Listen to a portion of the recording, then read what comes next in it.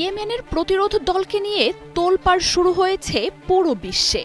অবিশ্বাস্য সামরিক ক্ষমতার অধিকারী এই দলটিকে ঠেকাতে গিয়ে এখন নিজেই জেরবার ট্রাম্পের প্রশাসন। তবে এর মধ্যেই নিজেদের কাজ ঠিকই চালিয়ে যাচ্ছে দেশটির প্রতিরোধ দলটি। এবার ইসরায়েলের মধ্যাঞ্চলে ড্রোনের বহরের হামলা চালিয়েছে প্রতিরোধ গোষ্ঠীটি। দলটির পাঠানো বিস্ফোরকবাহী ড্রোন ফাঁকি দিয়েছে ইসরায়েলের নিরাপত্তা ব্যবস্থাকে। আর তাই হামলার সময়ে ইসরায়েলে বাজেনি সাইরেনের সংকেত। তবে শুধু ইসরায়েলই নয়, মার্কিন রণতরীর বিরুদ্ধেও কয়েক ঘণ্টার এক দুর্ধর্ষ আক্রমণ চালিয়েছে ইসলামী প্রতিরোধ দলটি। Times of Israel, Jerusalem post সহ নেতানিয়াহুর দেশটির গণমাধ্যমগুলো বলছে, এখন যে কোনো ব্র্যান্ডের পুরাতন এসি বদলে নতুন ওয়ালটন এসিতে উপভোগ করুন 25% ছাড়। রাতভর ইসরায়েলের মধ্যাঞ্চলে হামলা চালানো হয়েছে ইয়েমেন থেকে।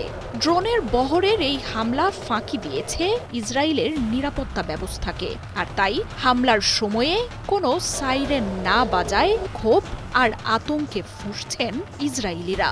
এই হামলার হতাহত বা ক্ষয়ক্ষতির বিস্তারিত এখনও জানায়নি ইসরায়েলের কর্তৃপক্ষ।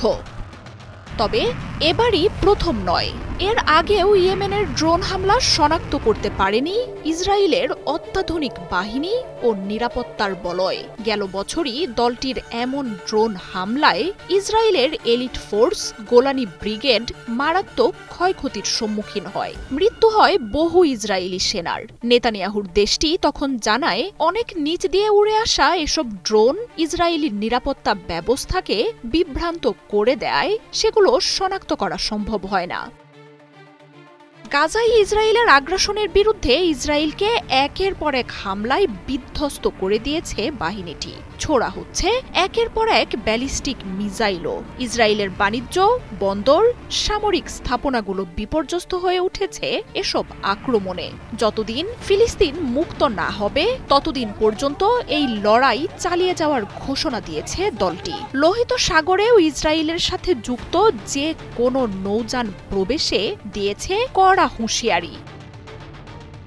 শুধু ইসরায়েলই নয়, লোহিত সাগরে অবস্থান নেয়া মার্কিন রণতরীর বিরুদ্ধেও ভয়ঙ্কর লড়াই চালিয়ে যাচ্ছে ইয়েমেনের প্রতিরোধ গোষ্ঠীটি। মঙ্গলবার থেকে শুরু করে বুধবার শেষ রাত পর্যন্ত কয়েক ঘণ্টার এই লড়াইয়ে মার্কিন নেভি ক্যারিয়ারের স্ট্রাইক গ্রুপ 8-এর সাথে তুমুল যুদ্ধে জড়ায় বাহিনীটি। এ সময় ইয়েমেনের প্রতিরোধ যোদ্ধাদের বেশ কয়েকটি বিশেষায়িত বাহিনী, মার্কিন নৌবহর, ইউএসএস ট্রুম্যান সহ লোহিত সাগরে থাকা যুদ্ধ জাহাজগুলোতে একযোগে হামলা চালায়।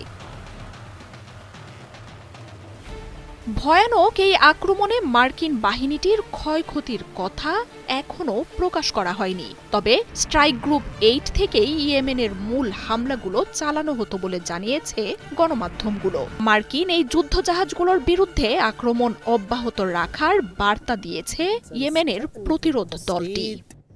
في أعلى مستوياته ضد العدو الإسرائيلي। মার্জিয়া উপমা, ৭১।